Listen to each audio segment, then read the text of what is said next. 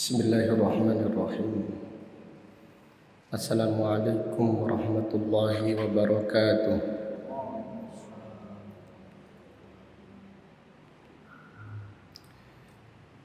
Innal hamdalillah nahmaduhu wa nasta'inuhu wa nastaghfiruh wa na'udzu billahi min shururi anfusina wa min sayyiati a'malina. Man yahdihillahu fala mudilla lahu wa man yudlil fala hadiya lahu. Wa ashhadu an la ilaha illallah wahdahu la syarika lahu wa ashhadu anna Muhammadan abduhu wa rasuluh. Amma ba'du, fa inna asdaqal hadits kitabullah wa khairal hadi hadi Muhammadin sallallahu alaihi wasallam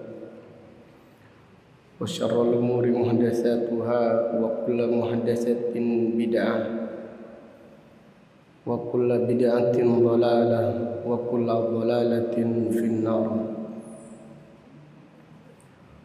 Allahumma faqihna fid din وعلمنا التأويل. اللهم إنا نسألك علما نافعا ورزقا طيبا وعملا متقبلا. اللهم إنا نعوذ بك من علم لا ينفع ومن قلب لا يخشع ومن نفس لا تشبع wa min da'watin la yustajabu laha. Alhamdulillah, pada pagi yang berbahagia ini, yaitu hari Sabtu tanggal 5 bulan Rabiul Awal tahun 1444 Hijriah. Dengan izin Allah Ta'ala, kita melanjutkan kembali kajian kitab Mukhtasar Sahih Muslim yang ditulis oleh Al-Hafidh Al-Mundhiri rahimahullahu ta'ala rahmatan wasi'ah. Qala al-musannif rahimahullah, babun at-tayammumu li raddis salam. Bab tayammum untuk menjawab salam. Bab ini menjelaskan disunnahkannya tayammum untuk menjawab salam. Bab ini menjelaskan disunnahkannya tayammum untuk menjawab salam apabila seseorang dalam keadaan hadas. Apabila seseorang dalam keadaan hadas, dalam keadaan tidak berwudu, lalu ada yang mengucapkan salam, maka disunnahkan tayamum terlebih dahulu. Kemudian penulis membawakan hadis An Umair Maula Ibni Abbas annahu sami'ahu yaqul, dari Umair Maula Ibnu Abbas bahwasannya ia mendengar Abdullah Ibnu Abbas radhiyallahu anhuma berkata, aqbaltu ana wa Abdurrahman ibnu Yasar maula Maimunah zaujin Nabi sallallahu alaihi wasallam. Abdullah ibnu Abbas berkata, aku bersama Abdurrahman ibnu Yasar, budak yang dibebaskan oleh Maimunah, istri Nabi sallallahu alaihi wasallam, hatta dakhalna ala Abi Jahm ibn al-Harith ibn Simmah al-Ansari. Aku bersama Abdurrahman masuk ke rumahnya Abu Jahm ibn al-Harith ibn Simmah al-Ansari. Faqala Abul Jahm berkata, Aqbala Rasulullah sallallahu alaihi wasallam min nahwi bi'ri jamalin. Rasulullah sallallahu alaihi wasallam datang dari arah bi'r Jamal, dari arah sumur Jamal. Falaqiyahu rajulun. Lalu ada seorang sahabat yang bertemu dengan Nabi sallallahu alaihi wasallam. Fasallama alaihi. Sahabat tersebut mengucapkan salam kepada Rasulullah sallallahu alaihi wasallam. Falam yarudda Rasulullah sallallahu alaihi wasallam alaihi. Akan tetapi Rasulullah sallallahu alaihi wasallam tidak menjawab salamnya. Hatta aqbala 'alal jidar, sampai beliau mendatangi tembok. Famasaha wajhahu wa yadayhi thumma radda 'alaihi salam. Kemudian beliau tayammum dengan mengusap wajahnya dan kedua tangannya. Kemudian baru beliau menjawab salam.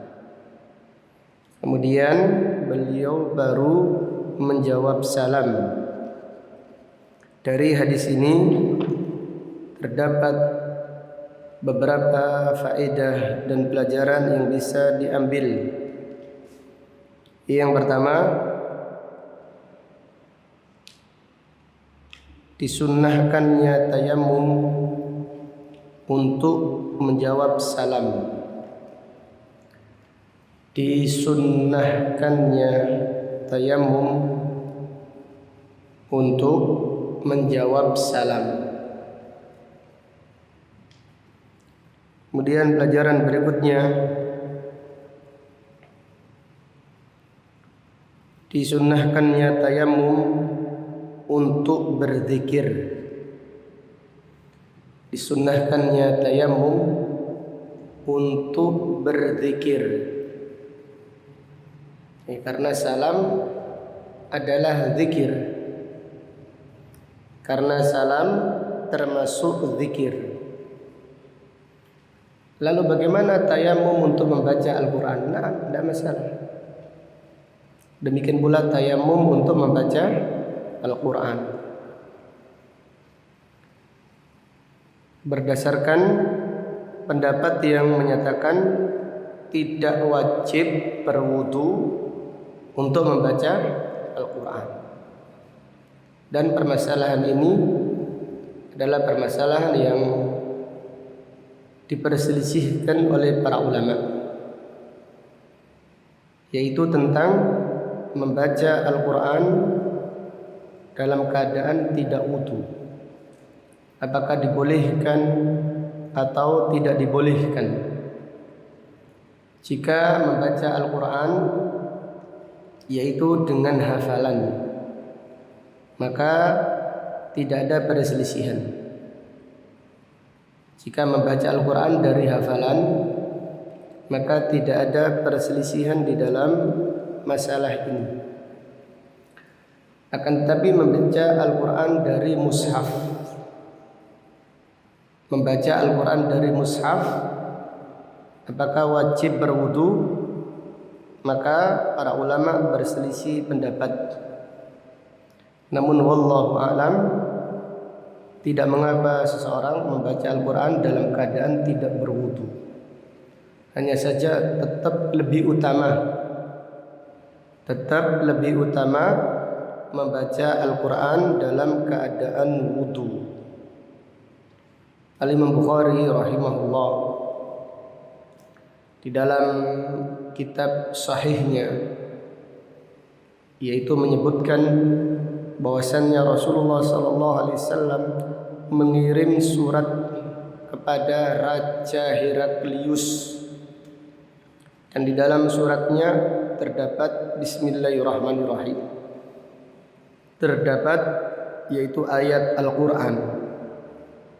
Sedangkan Heraklius adalah seorang kafir.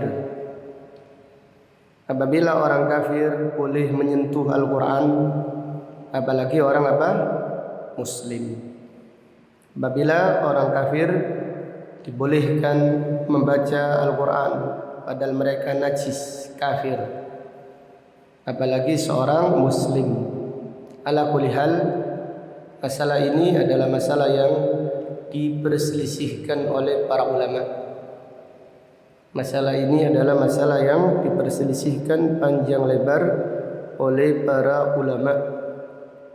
Demikian pula Aisyah radhiyallahu anha ketika haid dalam perjalanan haji menemani Rasulullah sallallahu alaihi wasallam. Nabi sallallahu alaihi wasallam berkata kepada Aisyah, "If'ali ma yaf'alul haj." Kerjakan semua yang dikerjakan jamaah haji. Kerjakan semua yang dikerjakan jamaah haji. Ghaira alla tatufi bil bait, kecuali janganlah tawaf di Ka'bah dalam keadaan haid. Sekiranya wanita yang haid tidak boleh membaca Al-Quran, maka Nabi sallallahu alaihi wasallam melarang Aisyah membaca Al-Quran. Padahal ibadah yang sangat agung di saat haji diantaranya adalah memperbanyak membaca Al-Quran. Ala kulli hal, yaitu masalah ini khilaf di antara para ulama. Wallahu ta'ala a'lam. Jadi contohnya, kita sudah berwudu, mau hendak membaca Al-Quran, berwudu terlebih dahulu. Kemudian di tengah-tengah membaca Al-Quran kita batal dan kita malas untuk wudu lagi, maka dalam hal ini silahkan bertayamum. InsyaAllah tidak mengapa. Wallahu ta'ala a'lam. Kemudian pelajaran berikutnya, fihi anna salafa yafrahuna fi riwayati hadisi Rasulullah sallallahu alaihi wasallam. Para salaf sangat gembira meriwayatkan hadis Rasulullah sallallahu alaihi wasallam. Para ulama salaf sangat gembira kalau meriwayatkan hadis Rasulullah sallallahu alaihi wasallam. Ini tanda kecintaan yang hakiki. Cinta hadis, cinta Nabi sallallahu alaihi wasallam dan mencintai ajarannya. Jadi Abdullah ibnu Abbas ini bersama Abdurrahman Maula Maimunah mendatangi Abu Jaham. Lalu Abu Jaham bercerita, pernah pada suatu hari Rasulullah sallallahu alaihi wasallam datang dari arah Sumur Jamal. Kemudian beliau bertemu dengan seorang sahabat. Sahabat tersebut mengucapkan salam. Namun Nabi sallallahu alaihi wasallam tidak langsung menjawabnya sampai selesai tayamum, baru beliau menjawabnya. Ini Abu Jaham cerita dengan senang. Demikian, maka para sahabat radhiyallahu anhum adalah generasi yang terbaik karena mereka sangat gembira dengan Al-Quran, sangat gembira dengan hadis Rasulullah sallallahu alaihi wasallam. Tidak sama dengan generasi terakhir. Mereka yaitu gembira dengan ucapan manusia, namun kurang gembira dengan ucapannya Sayyidul Basar, tuannya manusia, itu Rasulullah sallallahu alaihi wasallam. Jadi demikian. Kemudian pelajaran berikutnya fihi al-hathu ala al-amru bi ibsa'is salam, perintah untuk menyebarkan salam. Perintah untuk menyebarkan salam. Jadi demikianlah yang diajarkan para sahabat kepada yang diajarkan Nabi sallallahu alaihi wasallam kepada para sahabat radhiyallahu anhum. Mereka menyebarkan salam. Dan itu tanda Islam yang baik. Tanda Islam yang baik salah satunya dengan menyebarkan salam. Rasulullah sallallahu alaihi wasallam ditanya, "Ya Rasulullah, ayyul islami khairun?" Ya Rasulullah, Islam apakah yang baik? Artinya Islam yang baik itu apa? Islam yang dimaksud Islam adalah iman. Iman mencakup Islam, Islam mencakup iman. Tanda orang yang Islamnya baik, tanda orang yang manhajnya lurus, tanda orang yang akidahnya baik. Maka Nabi SAW menjawab, salah satu jawabannya, wa taqra'us salama ala man arafta wa man lam ta'rif. Engkau mengucapkan salam kepada yang tidak engkau kenal dan kepada yang engkau kenal. Engkau menyebarkan salam kepada yang engkau kenal dan kepada yang tidak dikenal. Ada orang yang kamu kenal, ucapkan salam, assalamualaikum. Tidak kenal, ucapkan apa? Salam. Jadi manusia yang paling sempurna manhajnya, yang paling lurus akidahnya adalah orang yang paling mulia akhlaknya. Dan akhlak itu nampak dari menyebarkan salam. Assalamualaikum dengan senyum. Sedekah dengan senyum saja bakhil. Ketemu temannya mendelik dan mencicil. Kepada yang belum dikenal tidak disapa sama sekali. Ini jamaah apa ini? Ngakunya jamaah sunnah tetapi wajahnya serem. Karena ada yaitu istilah, kalau orang tambah serem, tambah sangar itu manhajnya tambah lurus. Orang itu kalau serem gitu, oh manhajnya istiqomah ini, lurus akidahnya. Ya pokoknya kereng oleh. Astagfirullahaladzim. Ini orang itu berarti ukuran mendelik, mencicil terus, kemudian yaitu keras, tidak kenal orang yang di sekitarnya, kaku. Wah, ini manhajnya lurus. Ini ukuran yang yaitu ukuran yang tidak adil. Ini ukurannya siapa ini? Ukuran Nabi sallallahu alaihi wasallam, akmalul mu'minina imanan ahsanuhum khuluqa. Orang yang beriman yang paling sempurna imannya adalah yang paling bagus akhlaknya. Dari mana kelihatan akhlak? Itu banyak, diantaranya itu dengan salam. Ini yang paling nampak, sebarkan salam.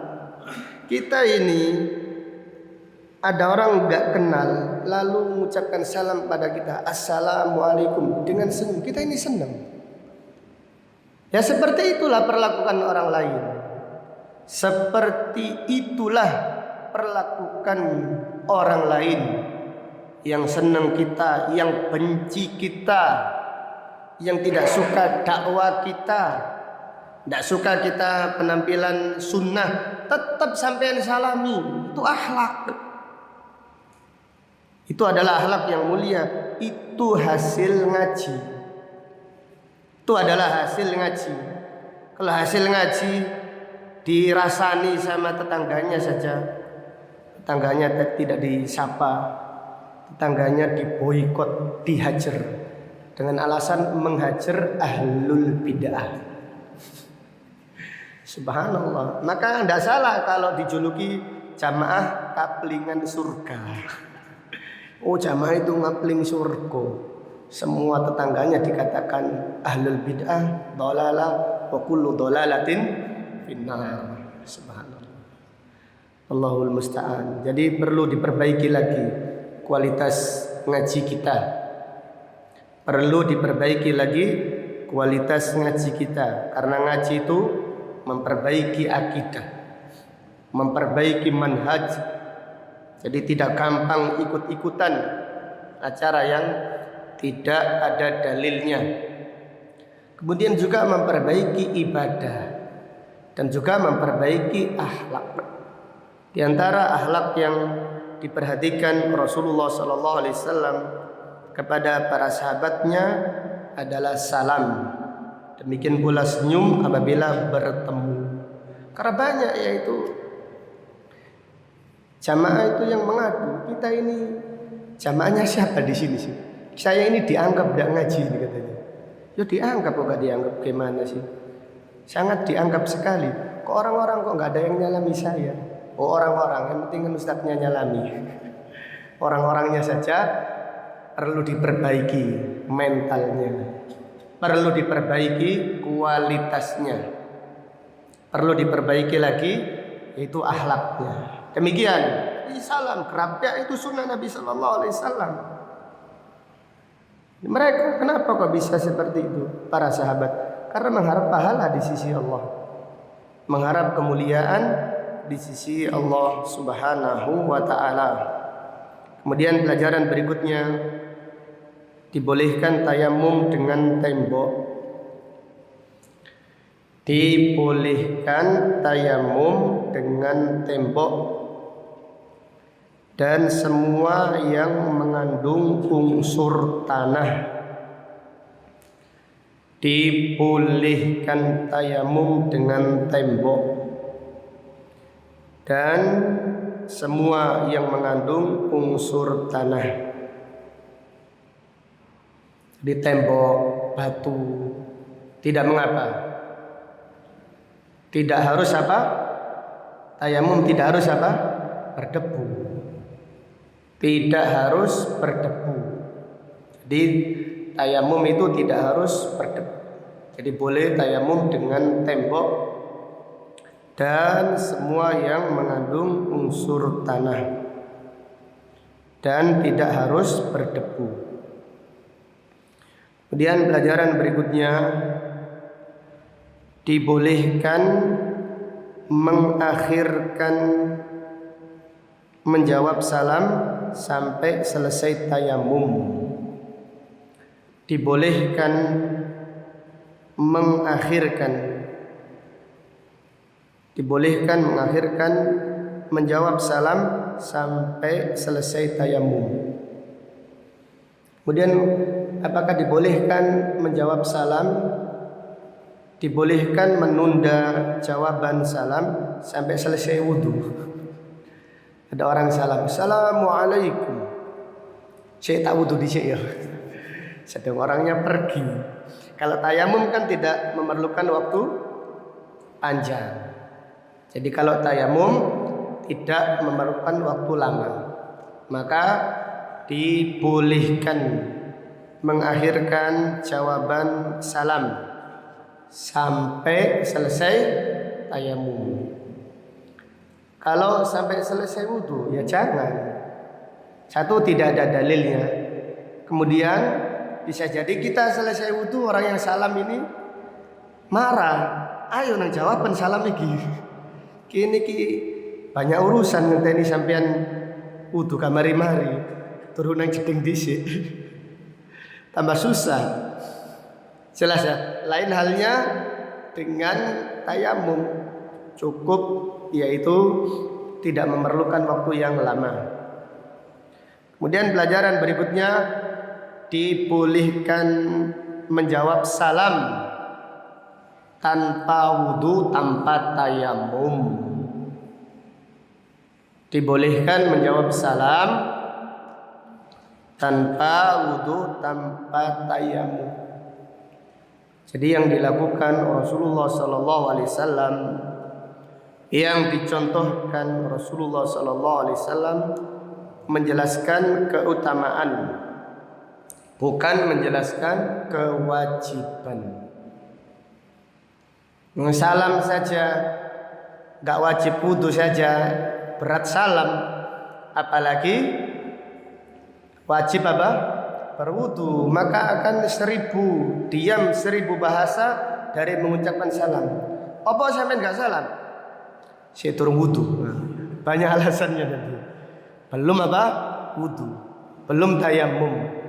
Jadi yang dicontohkan pada hadis ini menjelaskan keutamaan, bukan menjelaskan kewajiban. Wallahu ta'ala a'lam. Kemudian bab berikutnya, qala al-musannifu rahimahullah, babun al-mu'minu la yanjus.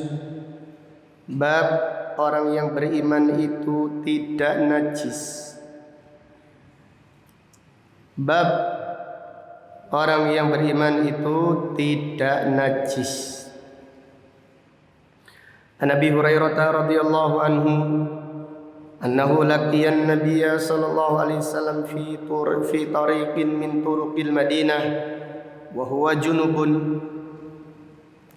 Dari Abu Hurairah radhiyallahu anhu, ia berkata bahwasannya Abu Hurairah bertemu Nabi sallallahu alaihi wasallam di salah satu jalan yang ada di kota Madinah. Wa huwa junubun, dan Abu Hurairah dalam keadaan junub. Jadi Abu Hurairah radhiyallahu anhu bertemu Nabi sallallahu alaihi wasallam dalam keadaan junub. Kemudian Abu Hurairah duduk di samping Nabi sallallahu alaihi wasallam. Fansalla fadhahaba faghtasala. Lalu Abu Hurairah ini keluar sembunyi-sembunyi. Ketika Nabi sallallahu alaihi wasallam tidak menyadarinya, langsung keluar cepat-cepatan. Fadhahaba waghtasala. Abu Hurairah langsung mendatangi tempat ada air di situ, beliau langsung mandi janabat cepat-cepatan. Fatafaqqadahu Nabi sallallahu alaihi wasallam. Kemudian Nabi sallallahu alaihi wasallam mencari Abu Hurairah. Menoleh kok tidak ada Abu Hurairah. Nang diwungi tidak ada di sini. Tadi duduk di sini kok tidak ada. Fatafaqqadahu Nabi sallallahu alaihi wasallam. Tadi Nabi SAW tidak tahu ilmu gaib, tidak diterawang dari kukunya. Oh ini mandi ini, tidak. Nabi SAW kehilangan Abu Hurairah. Mana Abu Hurairah ini? Tadi duduk di sini kok, sekarang tidak ada. Falamma jaa qala aina kunta ya Abu Hurairah. Ketika Abu Hurairah datang, Nabi SAW bertanya, di mana kamu tadi wahai Abu Hurairah? Kamu ini kemana tadi? Tak cari kamu, tidak ada. Qala ya Rasulullah, lakitani wa ana junubun, fakarihtu an ujalisaka hatta aghtasila. Ya Rasulullah, engkau bertemu denganku dalam keadaan aku junub. Aku tidak suka duduk bersamamu dalam keadaan junub sampai mandi, sampai aku tidak junub. Faqala Rasulullah sallallahu alaihi wasallam, subhanallah, innal mu'mina la yanjus. Nabi sallallahu alaihi wasallam bersabda, subhanallah, ya Abahir, wahai Abu Hurairah, innal mu'mina la yanjus. Sesungguhnya orang yang beriman itu tidak najis. Subhanallah, innal mu'mina la yanjus. Sesungguhnya orang yang beriman itu tidak najis. Dari hadis ini terdapat beberapa pelajaran yang bisa diambil. Yang pertama, orang yang beriman itu tidak najis. Orang yang beriman itu tidak najis. Pelajaran berikutnya. Pelajaran berikutnya, dibolehkan berzikir dalam keadaan junub. Dibolehkan berzikir dalam keadaan junub. Kenapa? Karena orang yang beriman itu tidak najis. Jadi dalam keadaan junub kita berzikir tidak mengapa. Membaca zikir, doa mau tidur tidak mengapa. Walaupun dalam keadaan apa? Junub. Karena orang yang beriman itu tidak najis. Kemudian pelajaran berikutnya, para nabi dan para rasul tidak mengetahui ilmu gaib. Para nabi dan para rasul tidak mengetahui ilmu gaib. Jadi lihatlah pada hadis ini, Nabi SAW tidak tahu kemana Abu Hurairah pergi. Bahkan beliau tidak menyadari ternyata Abu Hurairah keluar secara sembunyi-sembunyi. Ini menunjukkan faedah tidak ada yang mengetahui ilmu gaib mutlak di langit dan di bumi kecuali hanya Allah Subhanahu wa taala. Allah taala berfirman, "Qul la ya'lamu man fis samawati wal ardil ghaiba illallah." Katakanlah, tidak ada yang mengetahui gaib di langit dan di bumi kecuali hanya Allah Subhanahu wa taala. Kemudian pelajaran berikutnya disunnahkan bersuci apabila bertemu dengan orang soleh. Disunnahkan bersuci apabila bertemu dengan orang soleh. Ini faedah dari Syekh Abdul Muhsin Abbad. Faedah dari Syekh Abdul Muhsin Abbad, yaitu beliau menyatakan istihbabu at-taharah inda liqa'i sholihin. Disunnahkan bersuci apabila bertemu dengan orang-orang soleh. Jadi demikian Abu Hurairah radhiyallahu taala anhu tidak suka duduk bersama Nabi sallallahu alaihi wasallam dalam keadaan junub, dalam keadaan tidak bersuci. Maka beliau mandi cepat-cepatan langsung menemui Rasulullah sallallahu alaihi wasallam. Kemudian pelajaran berikutnya, fihi anna al-kafira najisun, bahwasannya orang kafir itu najis. Bahwasannya orang kafir itu najis. Allah Ta'ala berfirman, ya ayyuhalladzina amanu innamal musyrikuna najasun. Wahai orang-orang yang beriman, sesungguhnya orang musyrik itu najis. Fala yadkhulul masjidal harama ba'da amihim hada. Janganlah mereka masuk Masjidil Haram setelah tahun ini, yaitu setelah tahun ke-9 Hijriah. Akan tetapi orang kafir itu najis akidahnya, bukan najis keringatnya dan badannya. Akan tetapi orang kafir itu najis akidahnya, najis keyakinannya, bukan najis badannya dan apa? Keringatnya.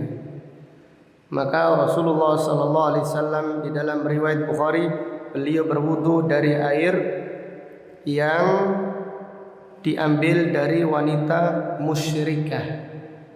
Wanita musyrikah.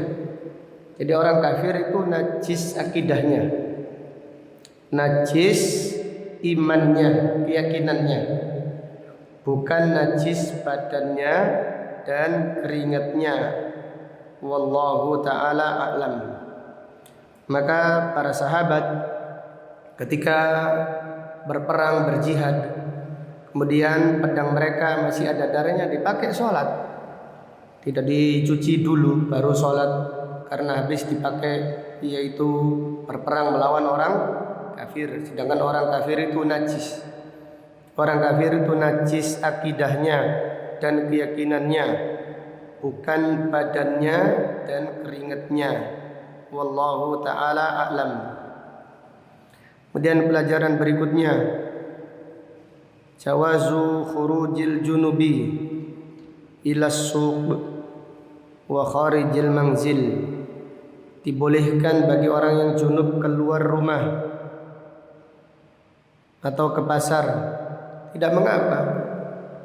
Junub turung mandi janabat. Orang junub belum mandi apa? Janabat. Boleh ke pasar, tidak masalah. Tidak ada hubungannya. Memang kalau mau lebih utama ya wudu loh. Lebih utama lagi mandi. Apakah tidak boleh ke pasar? Boleh. Keluar dari rumah? Boleh. Kalau rambutnya ada yang rontok, biarkan. Jelas ya. Tidak perlu dikumpulkan rambutnya. Orang yang junub boleh memotong kuku. Dan kukunya yang habis dipotong gak usah dikumpulkan lalu dimandikan bareng. Dimandikan mandi janabat, diwudukan dulu. Tidak perlu. Jadi orang junub boleh keluar ke pasar, boleh motong kuku, boleh hijamah, boleh menggundul rambutnya. Tidak mengapa. Orang junub kalau cukur gundul rambutnya tidak perlu dicuci bareng. Jelas ya? Karena sudah keluar dari tubuhnya, sudah ikhlaskan rambutnya. Karena sebagian wanita kalau haid rambutnya dikumpulkan. Nanti kalau sudah suci dimandikan bareng ketika dia mandi haid. Ini tidak ada dalilnya, tidak ada keterangannya dari Rasulullah sallallahu alaihi wasallam. Maka Imam Bukhari menukil ucapan para ulama salaf pada hadis ini, yaitu hadis Abu Hurairah. Beliau mengatakan orang junub boleh potong kuku, boleh hijama. Ya kok hijama ini darahnya ini dicuci dulu gitu. Setelah itu baru dibuang, tidak perlu. Demikian pula kalau memotong sesuatu, rambut atau kumisnya, tidak perlu dimandikan baru dibuang. Cukup sudah, biarkan saja. Rambutnya tidak ada hubungannya. Kecuali kalau rambut masih menempel dengan badannya, baru disiram dengan air ketika mandi janabat. Wallahu ta'ala a'lam. Kemudian pelajaran berikutnya, istihbabu tasbih inda ta'ajjub. Disunnahkan bertasbih,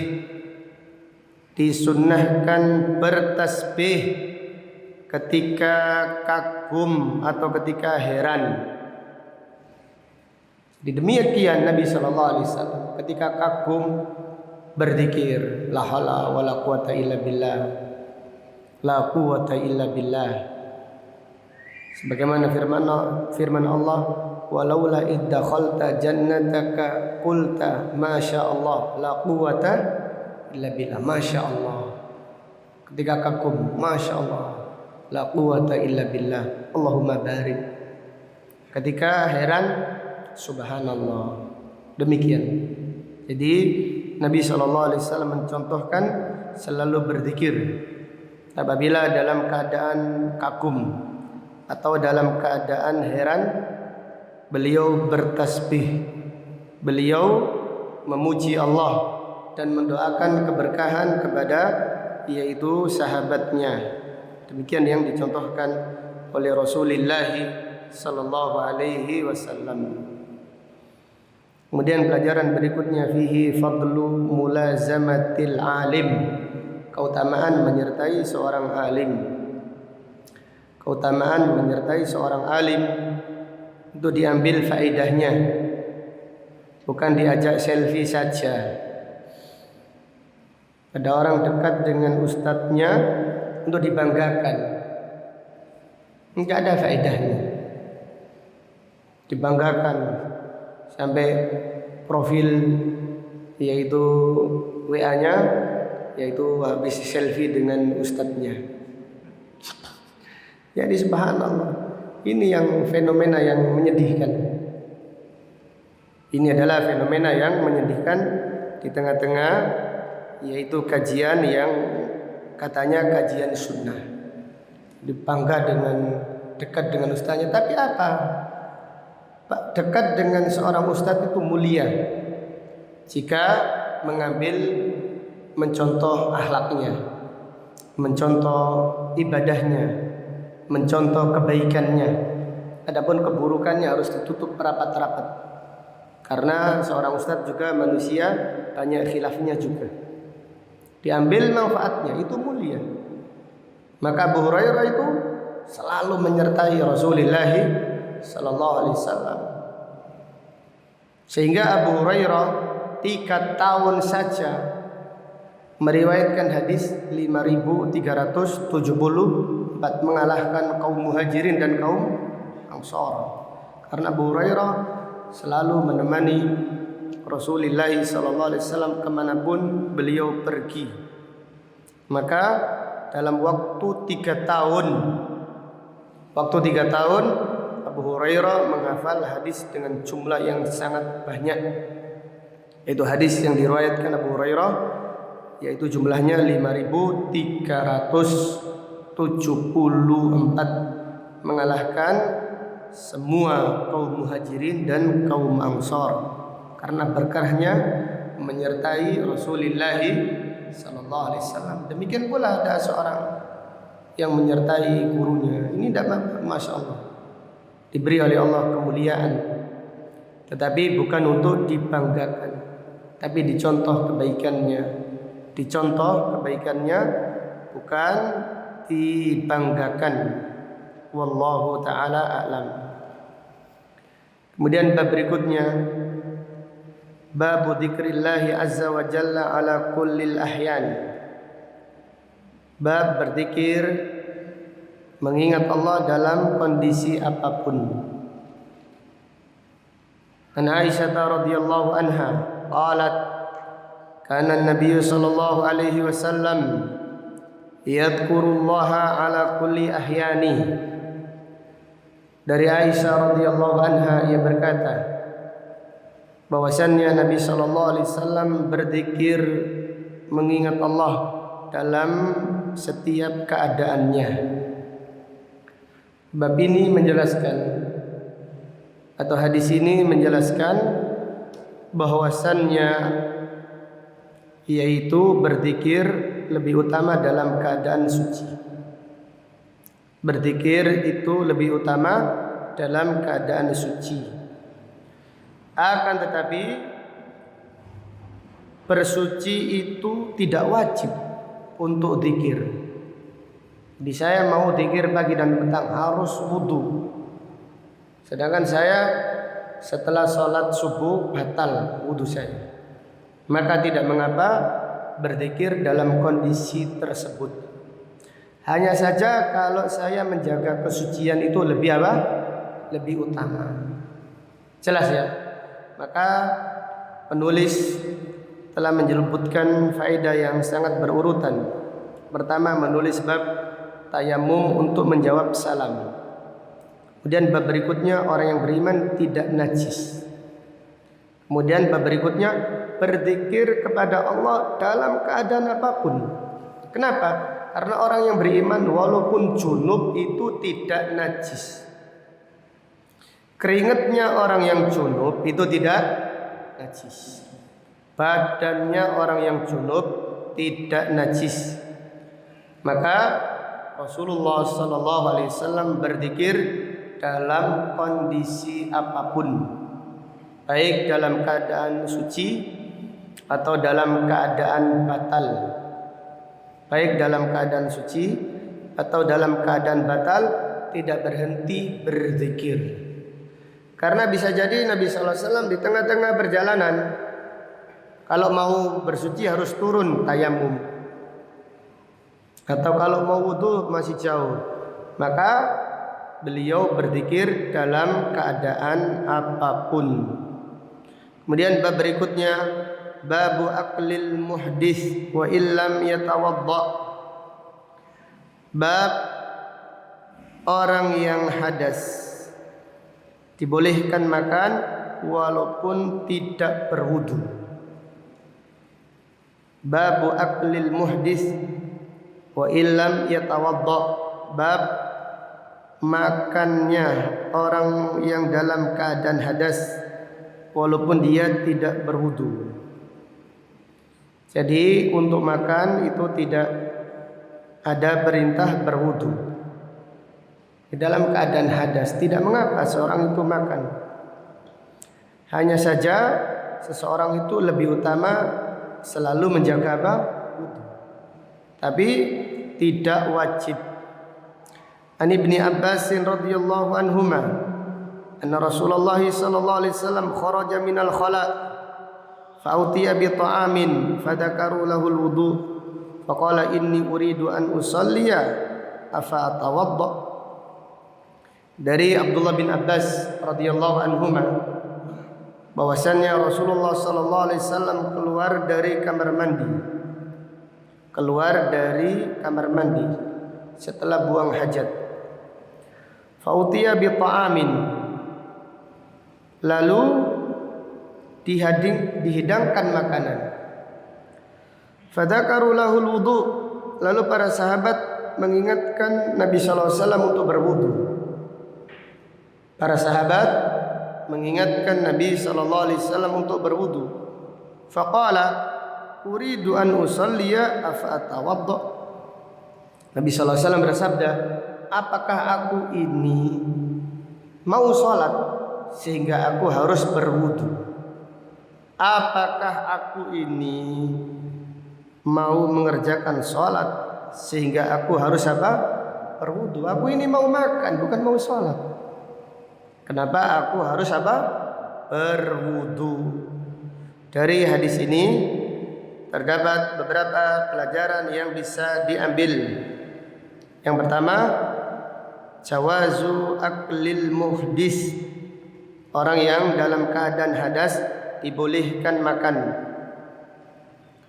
Orang yang dalam keadaan hadas dibolehkan makan.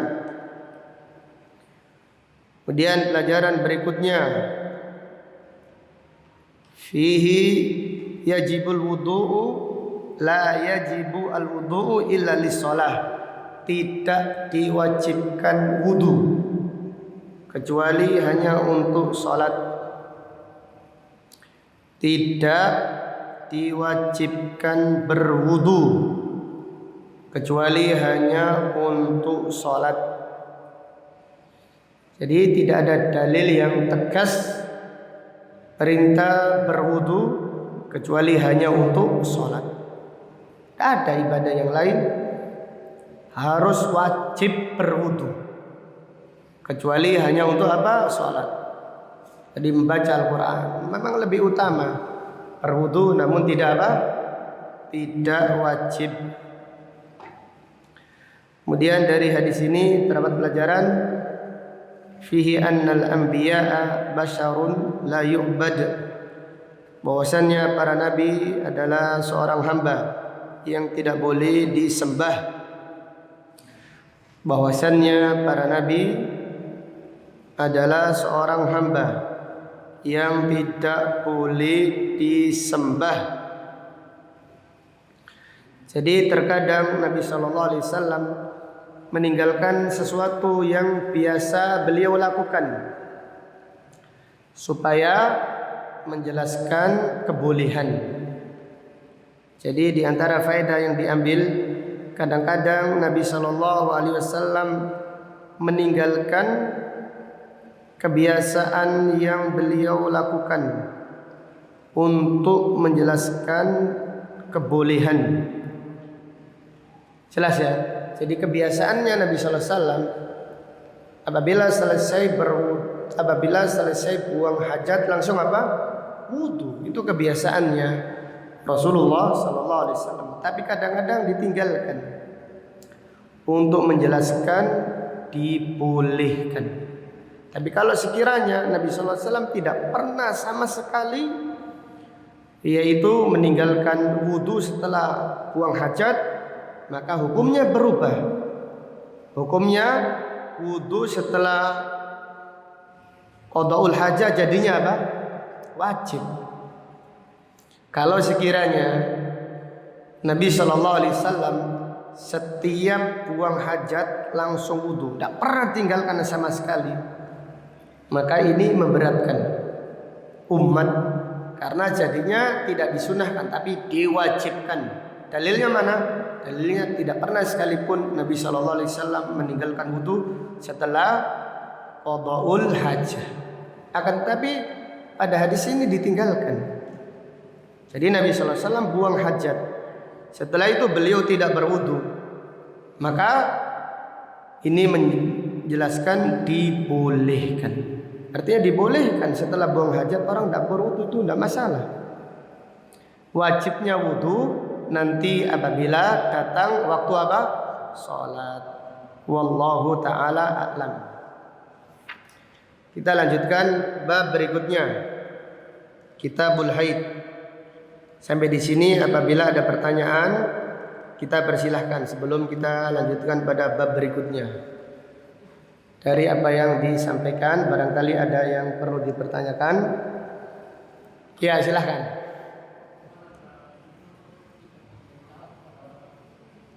Gimana? Tidak boleh. Iya benar. Rasulullah sallallahu alaihi wasallam bersabda, "La tabda'u ahlal kitabi bisalam." Janganlah mendahului ahlul kitab dengan salam. Tidak boleh mendahului orang kafir dengan salam. Tetapi kalau mereka mengucapkan salam, ini yang diperselisihkan oleh para ulama. Kalau mereka mengucapkan salam dengan jelas, maka tidak mengapa bagi kita menjawab salam mereka.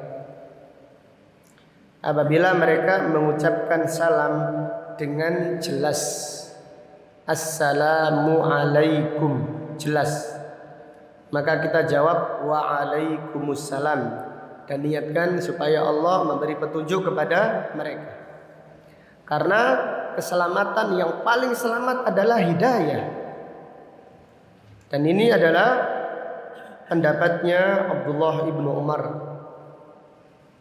pendapat yang dipilih oleh Abdullah bin Umar radhiyallahu anhuma. Wallahu a'lam. Karena Allah Ta'ala berfirman, wa idza huyyitum bi tahiyyatin fahayyu bi ahsana minha aw rudduha.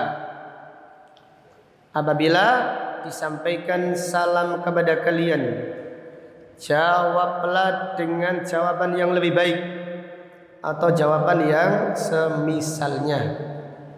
Apabila disampaikan salam kepada kalian, maka jawablah dengan jawaban yang lebih baik atau jawablah dengan jawaban yang semisalnya.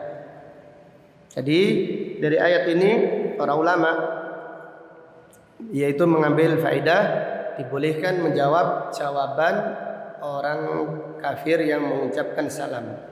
Sedangkan larangan memulai salam.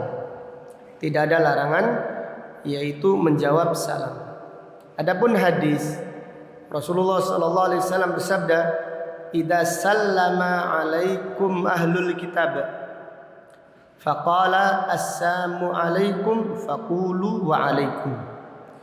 Jika ahlul kitab mengucapkan salam kepada kalian dengan lafaz assalamu alaikum, semoga kematian atas kalian, maka jawablah wa alaikum, semoga kematian atas kalian. Nabi sallallahu alaihi wasallam bersabda, yustajabu lana minhum, yastajibullahu lana minhum, wala yastajibu lahum ilaina. Allah mengabulkan doa kita atas mereka dan Allah tidak mengabulkan doa mereka atas kita. Itu orang yang pertama kali mengucapkan salam assalamu alaikum itu adalah orang yang zalim. Dan orang yang zalim tidak dikabulkan apa? Doanya. Orang yang didoakan kecelakaan membalas ini adalah orang yang terdolimi, dan orang yang terdolimi dikabulkan apa?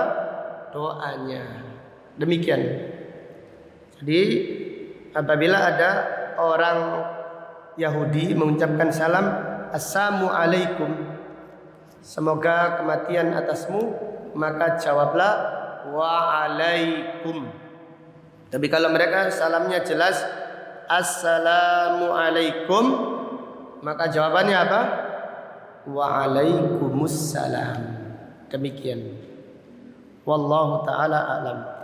Ya Pak Budi.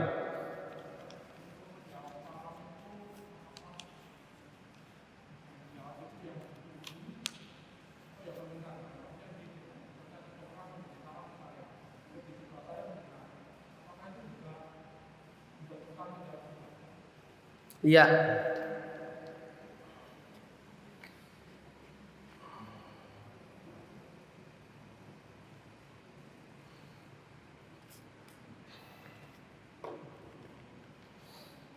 Jadi ada orang yang salam kepada kita, yang lain duduk. Yang lain duduk, apakah yang duduk boleh menjawab salam? Insyaallah tidak mengapa. Kum kan lafadznya umum, assalamu alaikum. Jadi kalau kita mengucapkan salam jangan satu orang saja. Assalamu alaikum, semoga keselamatan atas kalian. Maka yang duduk tadi boleh mengatakan waalaikumsalam. Jadi demikian. Jelas ya?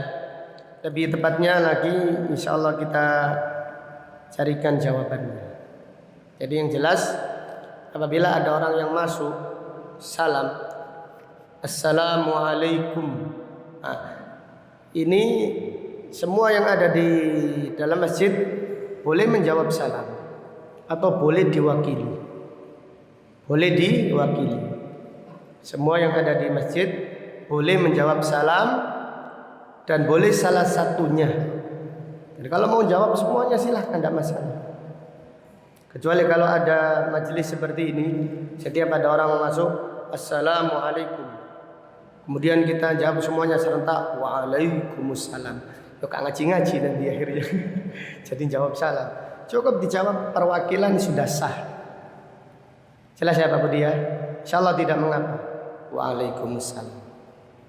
Karena salam akan kena. Jadi semua yang mendengarkan semoga kena dari salam yang disampaikan tadi. Wallahu ta'ala. Insyaallah nanti lebih detailnya, lebih ilmiah lagi pada pertemuan yang akan datang. Pertanyaan di sini, sebelum tidur kita disunahkan berwudu. Apakah ini berlaku juga bagi wanita yang sedang haid? Iya. Wanita yang haid tidak, yaitu menghalangi mereka untuk berwudu. Mana dalilnya? Dalilnya hadis Bukhari dan Muslim bahwasanya Aisyah ini haid, mau ihram. Maka Nabi SAW mengatakan mandilah, sebelum ihram mandilah terlebih dahulu, sisirlah rambutmu, kemudian baru yaitu kumandangkan labbaik Allahumma hajjan wa umratan. Mandi ihram itu sunnah, tidak wajib. Sedangkan Aisyah dalam keadaan apa? Haid. Kan mandinya tidak mensucikan haidnya, tapi haid mandinya untuk sunnah ihramnya. Mandinya Aisyah ketika ihram itu mandi bukan untuk mensucikan haidnya, karena baru saja haid. Tetapi Nabi SAW memerintahkan Aisyah untuk mandi sebelum ihram. Kemudian Asma melahirkan, Asma istrinya Abu Bakar melahirkan di miqat, di Dzul Hulaifah. Jadi Asma melahirkan putranya yang namanya Muhammad ibnu Abi Bakar di Dzul Hulaifah, sebagaimana yang diriwayatkan oleh Imam Muslim. Lalu Asma datang kepada Nabi sallallahu alaihi wasallam, "Ya Rasulullah, saya ini baru saja melahirkan. Nifas. Berapa lama biasanya nifas itu?" 40 hari maksimal. Minimal 30 hari lebih. Asma meminta bimbingan Rasulullah sallallahu alaihi wasallam. Lalu Nabi sallallahu alaihi wasallam mengajarkan Asma untuk mandi. Mandilah terlebih dahulu, kemudian dia itu kumandangkan talbiyah untuk ihram. Labbaik Allahumma hajjan. Jelas ya? Jadi mandinya Asma ini ya enggak mensucikan. Maka dalam hal ini diambil faedah oleh para ulama, wanita yang haid pada hari Jumat tetap disunahkan mandi. Mandi hari Jumat sunnah. Bahkan sebagian ulama mengatakan wajib. Jadi ala kulli hal mandi hari Jumat itu kalau tidak wajib sunnah. Wanita yang haid bagaimana? Tetap mandi. Mau wudu, mau tidur, berwudu, tetap disunahkan. Tidak mengapa. Mau membaca Al-Quran, berwudu. Mau mendatangi masjid, berwudu terlebih dahulu. Ini lebih utama. Jadi para sahabat yang tidur di Masjid Nabawi, seperti Abu Hurairah dan Ashabus Suffa yang jumlahnya 80, mereka tidur mimpi basah. Ketika janabat tidak boleh tidur di masjid, maka mereka keluar wudu baru datang lagi. Sebagaimana yang diriwayatkan oleh Imam Ahmad dan disebutkan Al-Imam Ibnu Katsir dalam tafsirnya. Para sahabat apabila junub di masjid, maksudnya junub ini mimpi basah, jangan diartikan yang lain. Jadi para sahabat junub di masjid artinya seperti Abu Hurairah ini junub, padahal Abu Hurairah tidak punya rumah, tinggalnya di mana? Di masjid. Maka sahabat yang tidak punya rumah yang tinggal di masjid junub kan masih malas mau tidur, masih malam, maka mereka keluar wudu tidur lagi, kembali lagi apa? Ke masjid. Demikian sehingga wanita yang haid tetap disunahkan berwudu apabila dia menjaga wudu untuk tidur atau untuk yang lainnya. Wallahu ta'ala a'lam. Ada yang lain? Silahkan.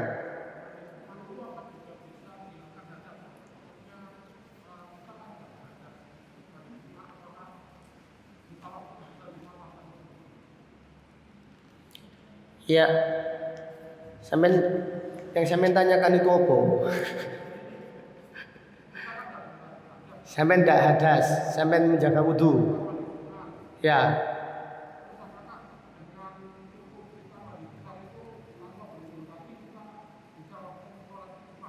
Iya, baleni mana lah pengajian tentang mandi janabat. Jadi habis mandi tidak perlu apa? Wudu. Karena di dalam mandi ada apa? Ada wudu. Yo.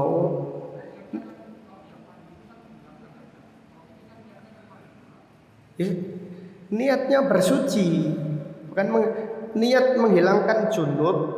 Hadas besar saja hilang, apalagi hadas kecil. Jelas ya? Mandi janabat itu niat menghilangkan hadas. Keduanya besar saja hilang, apalagi yang apa? Kecil. Demikian pula mandi hari Jumat, ia menghilangkan hadas besar dan hadas apa? Kecil. Kemudian kalau ada pertanyaan, bagaimana orang yang mengumpuli istrinya di pagi hari? Mandi apa ini? Mandi Jumat atau mandi janabat atau mandi 2 kali? Mandi satu kali, niat 2. Jelas ya? Mandi 1 kali, niat 2. Kemudian tambahan faedah, tidak ada sunnahnya mengumpuli istri malam Jumat. Karena ada istilahnya malam Jumat sunnah Rasul. Itu pelecehan itu. Sunnah Rasul itu saja sunnah Rasul, subhanallah. Jadi orang itu menganggap ojo lali malam Jumat sunnah Rasul. Subhanallah. Seakan-akan jadi istilah sunnah Rasul itu untuk gitu-gituan saja. Subhanallah. Tidak ada sunnahnya, tidak ada dalil. Tidak ada dalil, yaitu anjuran mengumpuli istri malam apa? Malam Jumat itu nggak ada dalilnya, tidak ada sunnahnya. Yang sunnah itu pagi hari sebelum sholat apa? Jumat. Nah nanti sehingga mandinya itu untuk Jumatan tadi. Nabi SAW bersabda, "Man igtasala wa ghassala." Siapa yang mandi janabat dan menjadikan orang lain ikut mandi janabat, itu istrinya. Jadi disunahkan mengumpuli istri di pagi hari, yaitu hari Jumat, nilainya sunnah. Adapun malam Jumat tidak ada apa? Dalilnya. Demikian, dan sunnah Nabi SAW itu banyak, bukan itu saja. Anak jolali sunnah Rasul. Itu maksudnya itu melecehkan syariat Islam dan istilah yang tidak baik itu. Lain kalau orang mengatakan mengumpuli istri itu dianjurkan sebelum sholat Jumat, yaitu di pagi hari sebelum Jumatan. Itu ada dalilnya. Wallahu ta'ala a'lam. Jelas ya Bu Dia? Jadi Aisyah itu menyatakan Nabi SAW apabila selesai mandi janabat tidak pakai wudhu lagi, karena di dalam mandi janabat sudah ada wudhunya. Demikian. Walaupun niatnya Jumatan atau niat mandi apa cukup. Maka siapa yang mengumpuli istrinya di hari Jumat, maka dia niatkan mandi janabat dan mandi apa? Jumat cukup. Wallahu ta'ala a'lam. Ada yang lain silahkan. Ya, bisa aku silahkan.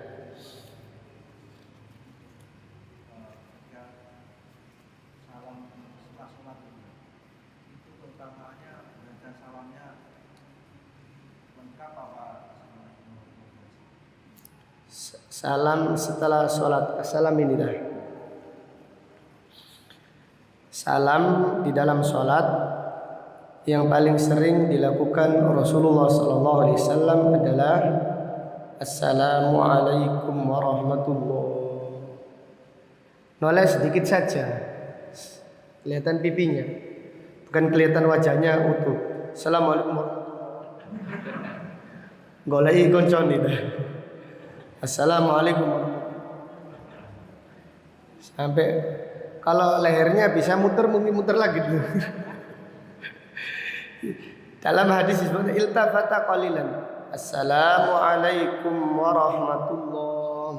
Dan perhatikan ya, imam itu sering Assalamualaikum. Seharusnya Assalamualaikum warahmatullahi.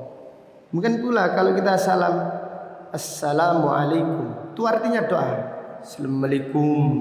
Itu tidak doa itu. Itu nilainya nyopo. Ya. Assalamualaikum. Assalamualaikum. Itu doa itu, ada harokatnya. Kumnya pendek. Assalamualaikum. Assalamualaikum. Assalamualaikum warahmatullahi. Assalamualaikum warahmatullahi. Yang sering ya. Atau kadang-kadang Assalamualaikum warahmatullahi wabarakatuh.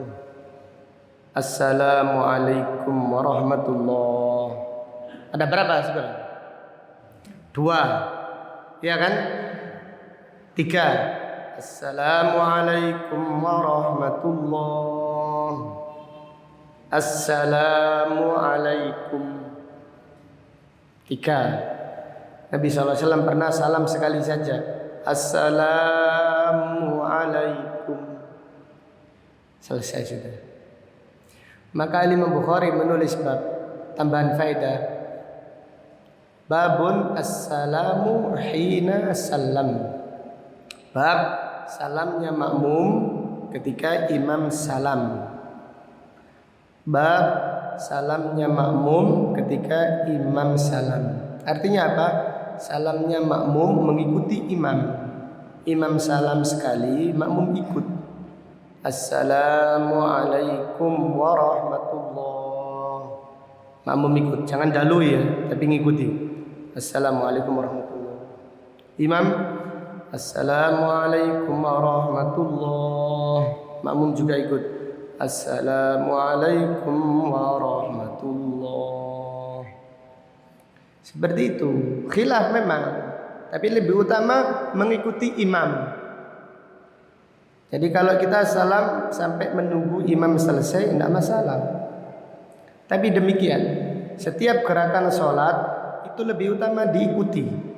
Setiap gerakan diikuti. Setiap gerakan diikuti. Karena Nabi SAW bersabda, Innama ju'ilal imamu liyutamma bih. Sesungguhnya dijadikan imam untuk apa? Diikuti. Dan wajibnya salam itu sekali saja. Wajibnya salam sekali saja. Pernah kita daurah di Bahrain bersama Syekh Walid menjelaskan keterangan ini, yaitu imam salam cuma sekali saja. Karena wajibnya salam itu sekali saja. Dan makmum itu lebih utama mengikuti imam. Maka karena yang peserta daurah ini dari seluruh negara, dari Afrika, dari mana? Oh banyak, dari Amerika, Eropa. Kemudian otomatis pesertanya ini musafir, sholat isya. Kalau imam musafir berarti sholatnya berapa? 2 rakaat. Imamnya salam cuma sekali tok. Assalamualaikum. Makmumnya yang gak ikut daurah ngadeg iki. Imamnya lho ini kok gak ngadeg-ngadeg nih.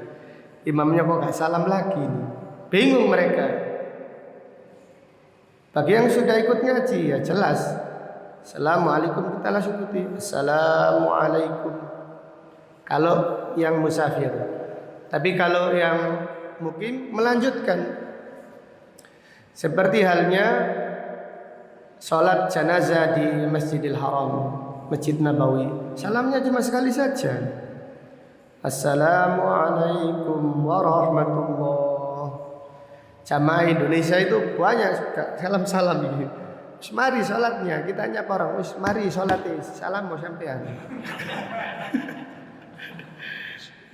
Pernah adanya merasakan seperti itu tuh yang umroh. Sana itu kalau salam sholat jenazah sekali tok. Assalamualaikum warahmatullah. Sedangkan orang Indonesia banyak kok salam-salam. Imam itu dikirnya lama kan? Ada dikir antara 2 salam kan? Tidak ada. Demikian. Maka memang khilaf. Syekh Utsaimin, Syekh bin Baz khilaf dengan Syekh Albani. Tapi wallahu alam, dari keterangan yang ada lebih kuat mengikuti imam, dan itu madhabnya Syafi'i. Ini kalau kita lihat orang-orang pondok pesantren Syafi'i seperti itu. Salam, assalamualaikum warahmatullah, langsung ikut salam. Itu pendapat yang minimal khilaf. Imam Bukhari lebih menguatkan pendapat mengikuti apa? Imam. Jelas mas ya? Tapi yang paling sering Nabi SAW salam itu tidak lengkap.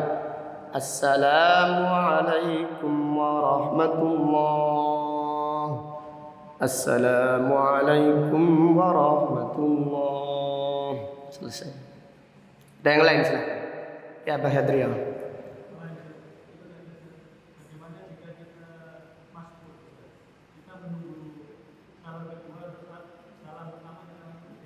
Salam pertama berdiri.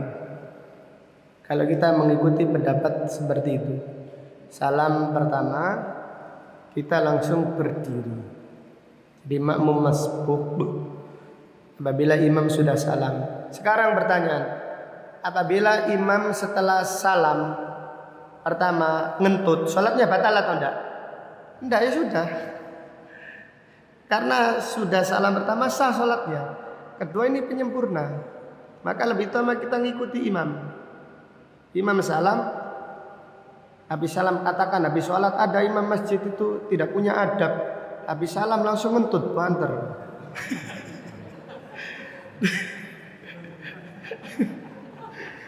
Tidak punya adab tuh. Mungkin dia lagi perutnya kembung begini. Nah, kalau itu terjadi sebelum salam batal salatnya. Tapi kalau sudah salam, sekiranya salam pertama kentut keras, tak masalah. Salatnya sah, gak perlu diulang lagi. Jelas ya? Iya. Jadi dari situ. Jadi kalau kita mengatakan salam apabila orang sholat salam satu saja, sah sholatnya sah. Bahkan sesekali lebih utama kita salam satu. Sesekali untuk mengamalkan sunnah Rasulullah sallallahu alaihi wasallam. Salat sendiri. Sudah qomat ini ya. Kita akan cepat-cepatan. Assalamualaikum. Selesai sudah. Sekali saja salam. Itu sah salat kita. Dan yaitu apabila imam salam pertama masbuk berdiri. Jelas ya Pak Syadria ya. Barakallah. Ya Bang Muslim.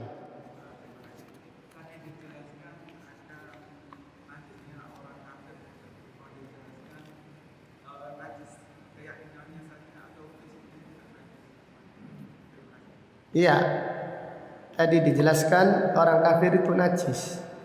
Dan juga dijelaskan bahwasanya orang kafir itu najis keyakinannya dan najis akidahnya. Sedangkan badannya tidak najis.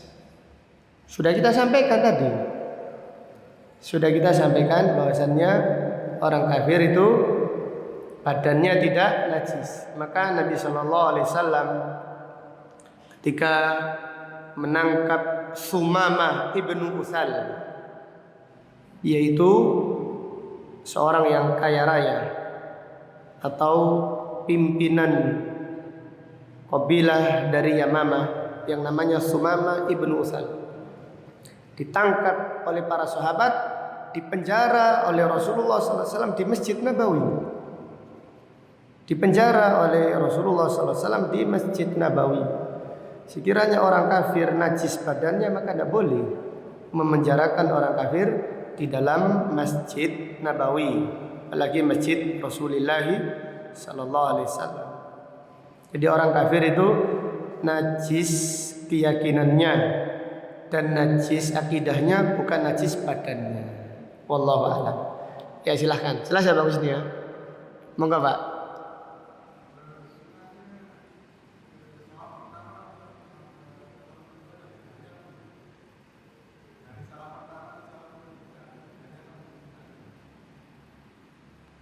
Dari salam apa?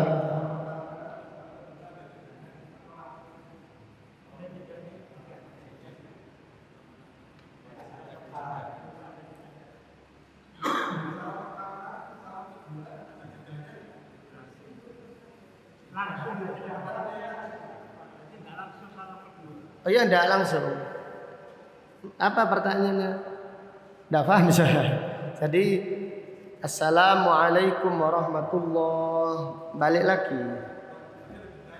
Ya ada jedahnya. Ada jedahnya iya. Ada jedahnya.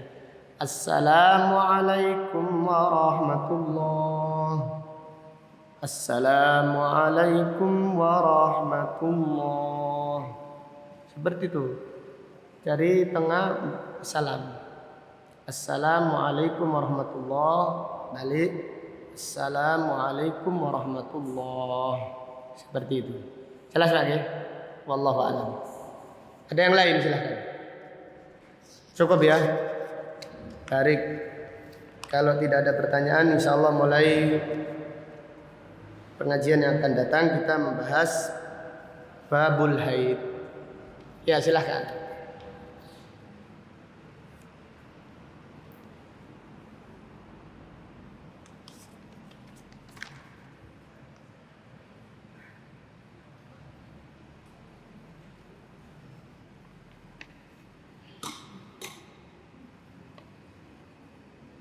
Assalamualaikum Ustaz. Waalaikumsalam. Sebelum membaca Al-Quran niatnya imam dan ihtisab.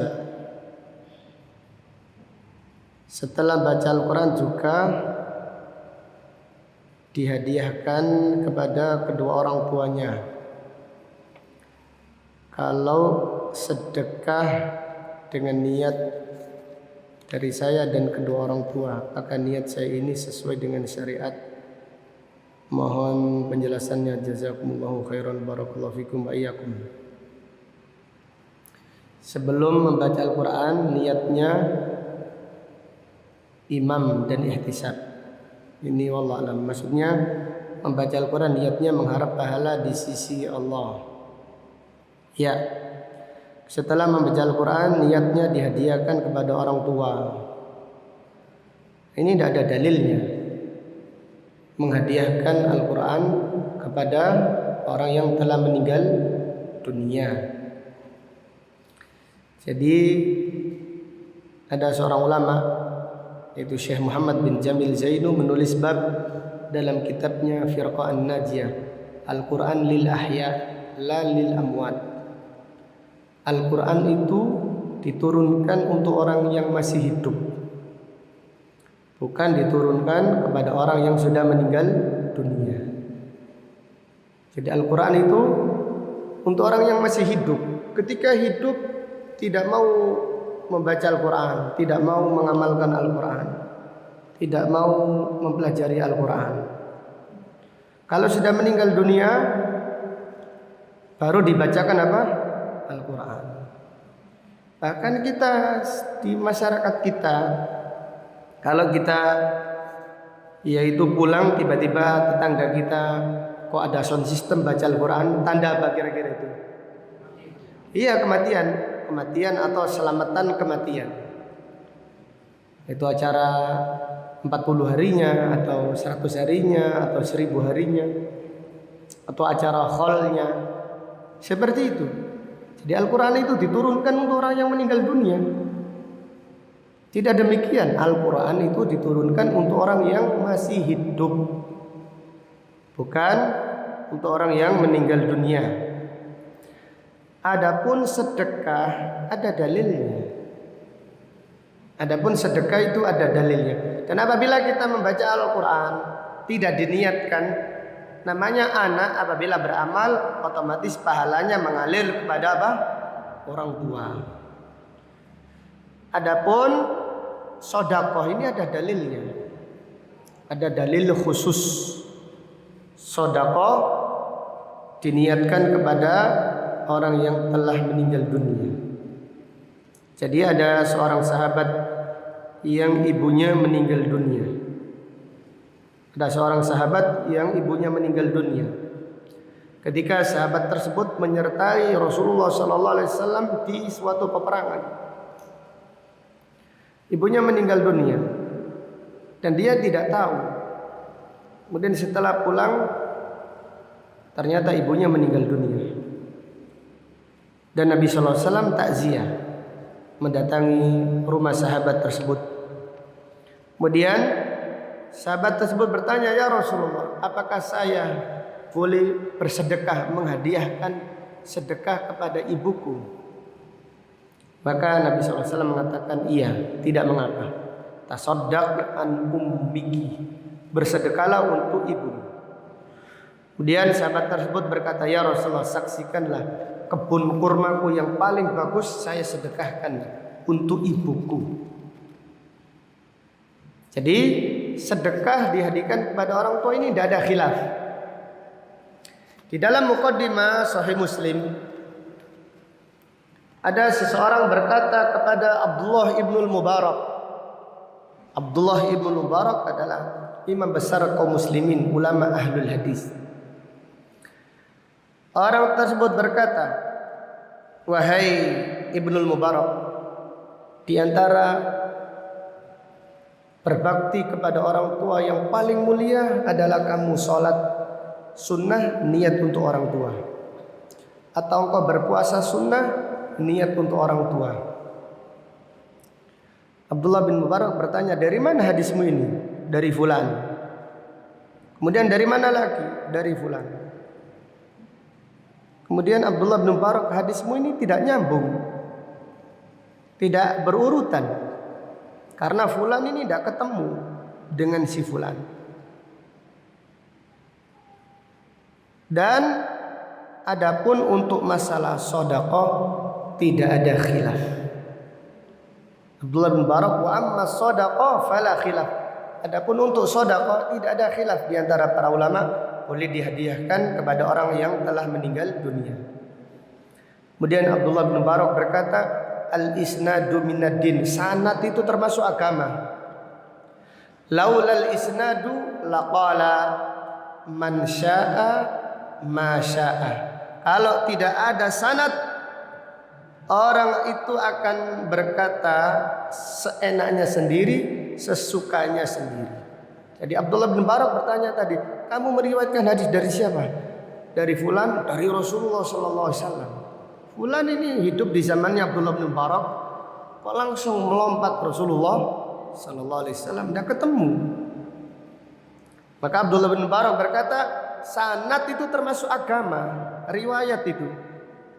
Kalau tidak ada sanad, semua orang berbicara dengan seleranya sendiri lalu mengatakan ini adalah syariat Islam, ini adalah sunnah Rasulullah sallallahu alaihi wasallam. Mana dalilnya?